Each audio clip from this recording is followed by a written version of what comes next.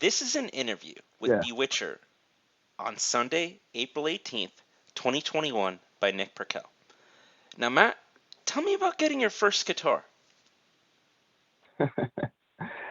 I suppose I was about 14.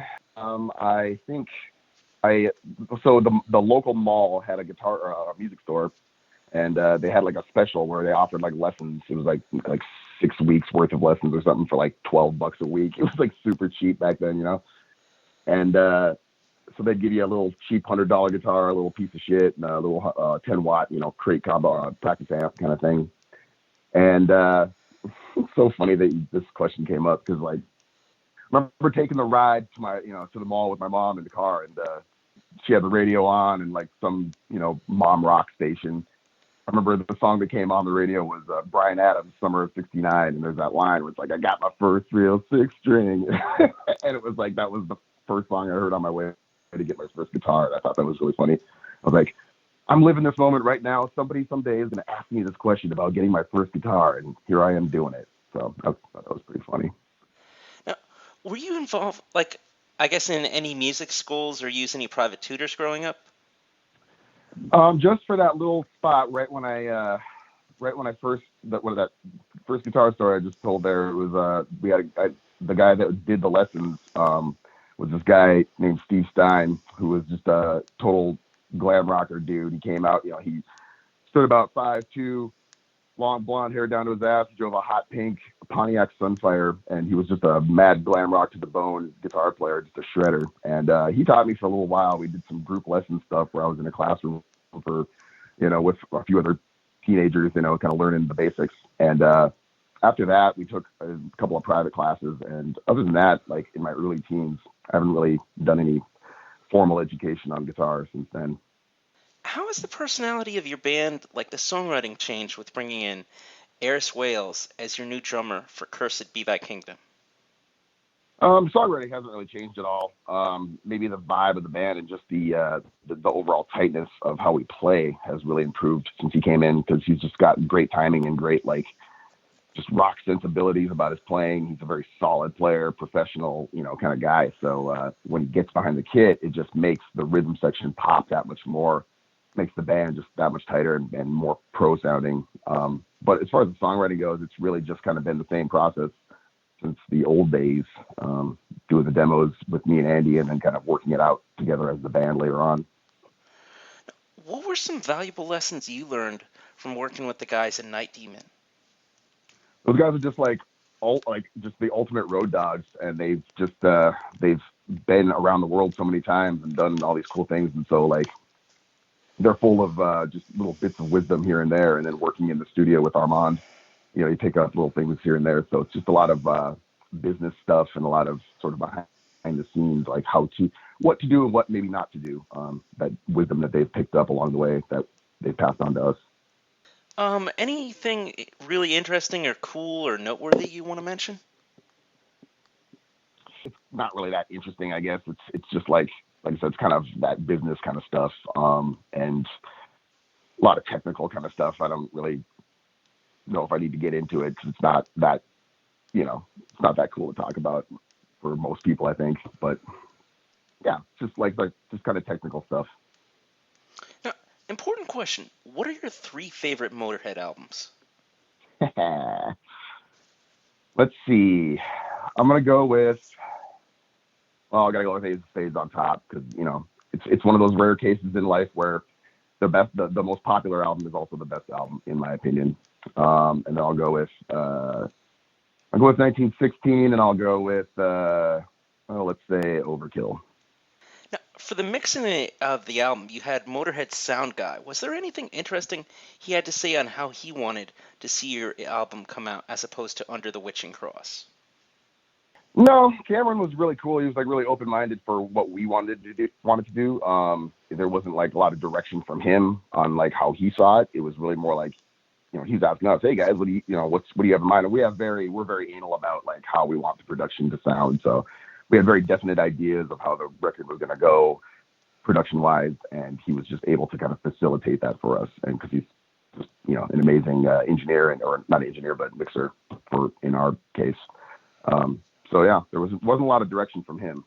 What were some of the more ambitious songs in the album to compose when it came to arpeggios, different time signatures, and including solos? Well, Valley of the Ravens has a lot of like sort of layering on some of the guitar stuff, and so there was a little bit more going on there, just in terms of the what we added to the whole thing. The intro Ashe is a little more layered as well, so there's a lot more just kind of like little things here. Like if you listen in the headphones, you can hear all these little things going back and forth, and just lots of little cool extra instrumentation and stuff. So probably those two at the most were had the most going on. Everything else we tried to keep it pretty stripped down and as simple and to the point as possible. I thought having that short instrumental start off the album really gave the feeling of a classic late 80s, early 90s release. Where did you get the idea for that, and can you paint the picture on how that song was composed? Yeah, it was just sort of like this acoustic riff that I just kind of had for years, probably since before the second album came out, or even was recorded. I didn't really, really know what to do with it. I was just kind of sitting on it, and at some point, I guess, the idea came up. It was like that'd be kind of a cool idea for a album intro. So I just started fucking around with, the leads and doing, all this extra guitar stuff that kind of goes on top of it. And we did a demo of it, really basic kind of idea, and then brought it into the studio. And then with Armand and then Aris coming in with some drum stuff, the big drums and just like I said, that extra instrumentation, there's tambourine and there's, all this other stuff going on. So it just kind of got built. The basic foundation was laid down first. And then when we got into the studio, we kind of built the extra stuff on top of it.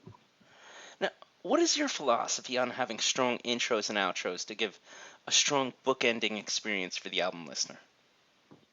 We always approach making records as we want people to play the whole album front to back. It's always like the journey of starting the album. So we're always writing. I think the albums always get written with the whole thing in mind, rather than just like, here's a bunch of songs and we're gonna put them together on this record. So the intros and outros serve it to kind of complete the experience, to kind of give you, like I said, those bookends, and give you something to kind of start and finish with, and then you got all this crazy stuff in the middle.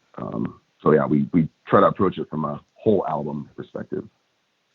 Now, what was the message you envisioned for the theme of the video of Valley of the Ravens? Well, that was the idea of Kevin and Brandon, the guys that directed it and filmed it. It was kind of like a last minute thing. We had a whole other concept in mind for the video. And then we realized that other bands were kind of doing the same thing. So we were like, well, let's switch it up because, we don't want to just put out the same video that everybody else is doing. Yeah, they came up with this idea for the horror movie kind of thing. And, I'm not the right guy to ask about the video conceptually because it wasn't really my idea.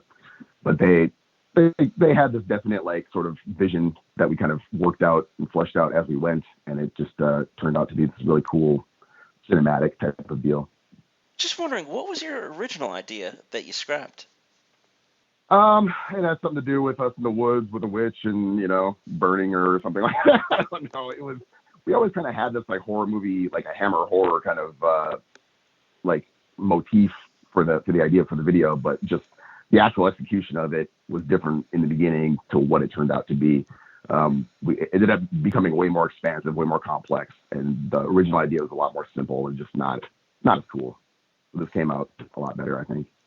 Now, what is the absolute rarest piece of Bewitcher memorabilia that you own?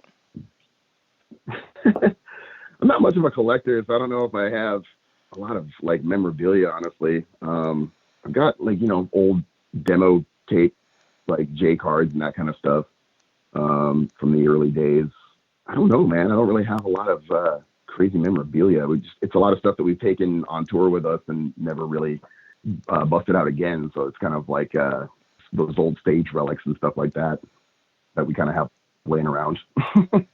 I see, cool. Just with me, I tracked down, I think, all the original cassettes, like Satanic Panic, The Midnight Hunters, and I think Grand Rites of the Wicked, and one or two vinyls. But that's all I've got in my collection right now. But favorite ghost story or urban legend from growing up in North Dakota? Ooh, yeah, North Dakota is. I don't know if it's the most crazy state for that kind of stuff. But I know that one that I grew up with back in the late '80s, early '90s, there was like this rash of kidnappings, and there was kind of like this little panic that went on in town because people didn't want their kids to get kidnapped. So there was like this curfew and all this kind of stuff. And one of the girls that got taken, like they never found a couple of these kids, but they think they found somebody, the guy that actually committed one of them. But the rumor before that happened was that he had killed the girl and taken her to the old abandoned meat processing plant outside of town and ground her body up into the factory, into the machinery. I think they disproved that, but it was one of those little rumors that was swirling around before they actually caught the guy. So it's pretty morbid, but interesting nonetheless. Final words. Go buy the album, Cursed Be Thy Kingdom. It's out now. Thanks for the opportunity to let me talk about it. Thank you very much. This has been an interview with Bewitcher on Sunday, April 18th, 2021 by Nick Perkel.